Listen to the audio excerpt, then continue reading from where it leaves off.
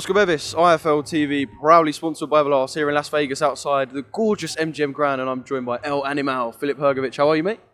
Everything good, thank you. Just talk to me about preparation for this week. Obviously, anything in Las Vegas is big, especially when it comes to boxing. We've had the workout, which I believe you wasn't at, but we had the press conference and we've now had the weigh-in. How's the week been for yourself? It's amazing, yeah. It's really different than anything else to fight in Las Vegas, and it's my first time here, and I really enjoying this whole atmosphere. Your opponent, Amir, you went face-to-face at the press conference and then face-to-face again today at the final weigh-in. What do you know about Amir? I think he's brave guy. I think he didn't come for just payday. I think he's gonna give his best and fight. And but also I think he's not in my league, and I mean I'm ready for everything what he brings, and yeah, I'm looking forward to fight. I mean, the fans can't wait to see you back in the ring and doing your thing, but there is always going to be that question of when will Filip Hrgovic get the big fight that he wants, that he deserves. Eddie brought it up at the press conference. How frustrating has this time been? Because we know you want a massive fight. How frustrating has it been for you? I want, yeah. Let's win on Saturday. That's first step. And you heard Eddie Hearn. He promised me in March or April next year that I will get that big fight and that IBF eliminator fight.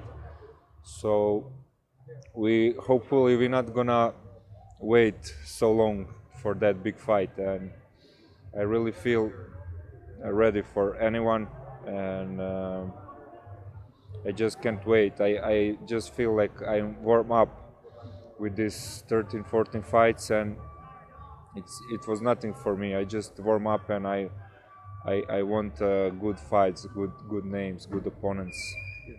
We've heard lots of names. Michael Hunter was sort of the most out there one of someone who actively turned you down, if we're being completely honest. Have you got sort of a message to those guys who turned you down? Because, you know, everyone wants big fights. You can make big money as a heavyweight. You're a big draw. Have you got a message to those guys who have looked at you and said, I don't want to fight Filip Hrgovic? You saw yesterday why Michael Hunter refused to fight with me. He get draw, and he was lucky to get draw with Jerry Forrest. He should lost that fight, and now it's obviously that he avoided me and he didn't want to fight me. Now you see. So don't believe to that guy. He talking about some smart business moves, but he just was afraid of me. And yeah, I'm not afraid of anyone. I don't care for business, for followers. I just wanna fight anyone, and like I said, soon in few months we get that step up, and I'll show all the world who is El Animal.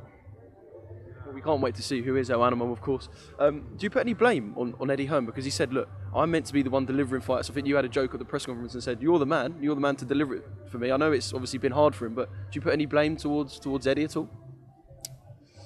I mean, if I put now blame on him, he will not get me. He will not give me that fight in March. I need to be smart. But I think, of course, some problem it's in him or Team Sauerland, Wasserman, I don't know, because it's obviously that big fights happening all the time, you know. So I'm not from another planet, you know. I'm just a good dangerous kid, and obviously there's some problem in a business or something like that. So but he said, you heard him, and we getting that fight next year. Do you have any idea who potentially you will fight in this IBF eliminator? Obviously the rankings are constantly changing and people have turned you down, like you said. Do you have any idea who it could be?